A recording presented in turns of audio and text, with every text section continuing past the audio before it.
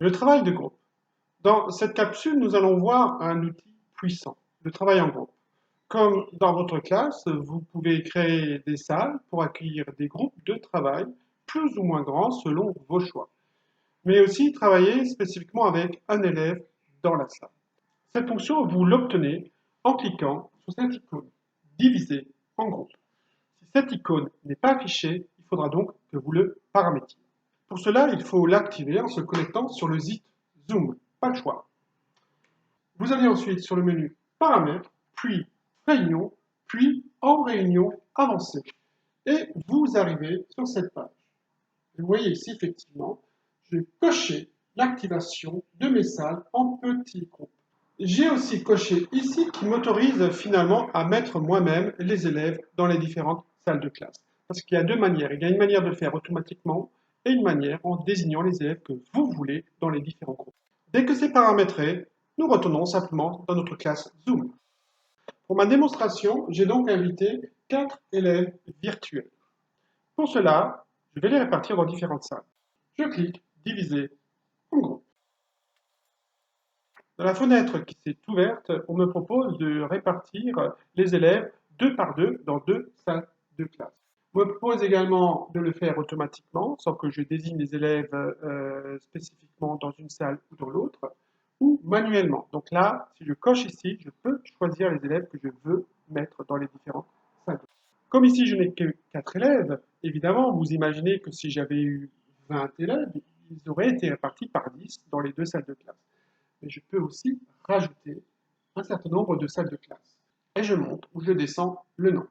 Dans ce que je recherche d'une manière didactique ou simplement dans la gestion d'un groupe, peut-être que je souhaiterais qu'un élève aille spécifiquement dans une classe et les 3 autres ici aillent dans une autre. Ça me permettra de mettre en travail les 3 élèves pendant que j'ai une discussion plus personnelle avec le 4e élève.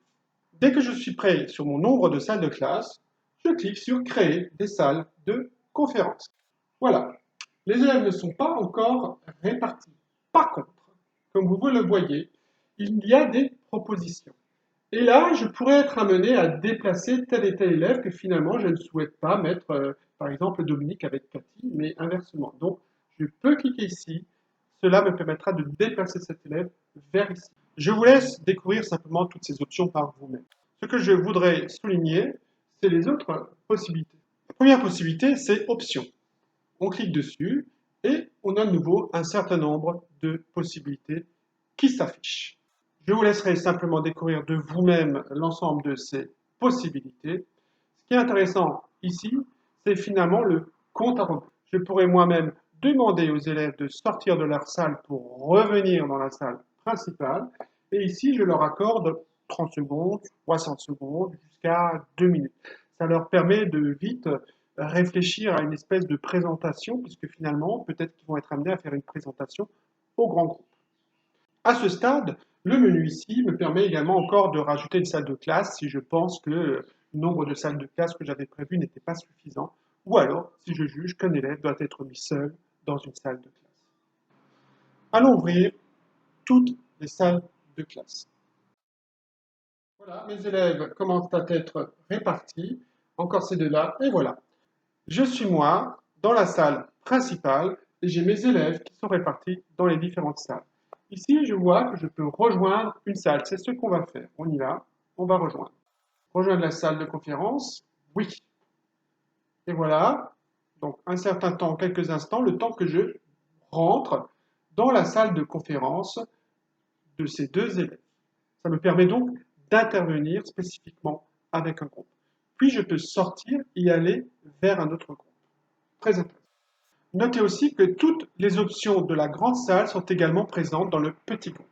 Par exemple, partager l'écran, qui sera le sujet d'une autre capsule vidéo. Pour quitter la salle, c'est en bas à droite, ici. Me revoilà dans la salle principale. Si j'ai perdu ma fenêtre de gestion des différentes salles que je viens de créer, il suffit d'aller de nouveau dans Diviser en groupe et la fenêtre réapparaît.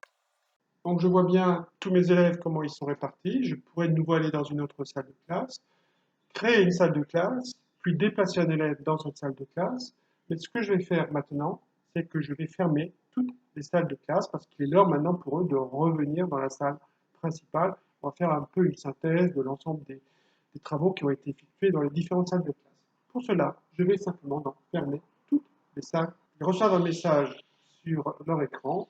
Dans 10 secondes, la salle de classe sera terminée. Ils peuvent aussi d'eux-mêmes sortir tout de suite pour aller dans la salle principale. On va simplement attendre que l'ensemble est fini. Ça y est, il commence à apparaître. Je mets sur affichage galerie pour tous les voir. Voilà, ma séance avec mes différentes salles de classe est terminée. Je peux donc fermer cette option ici. On comprend bien toute la puissance finalement de cette option diviser en groupe. En fait, c'est de nouveau comme en classe. Hein. Si à un moment donné, on a un intérêt à travailler en groupe, c'est là qu'on va l'employer. Il ne s'agit pas de se mettre en groupe pour se mettre en groupe, c'est évident. Je vous retrouve dans la prochaine capsule vidéo.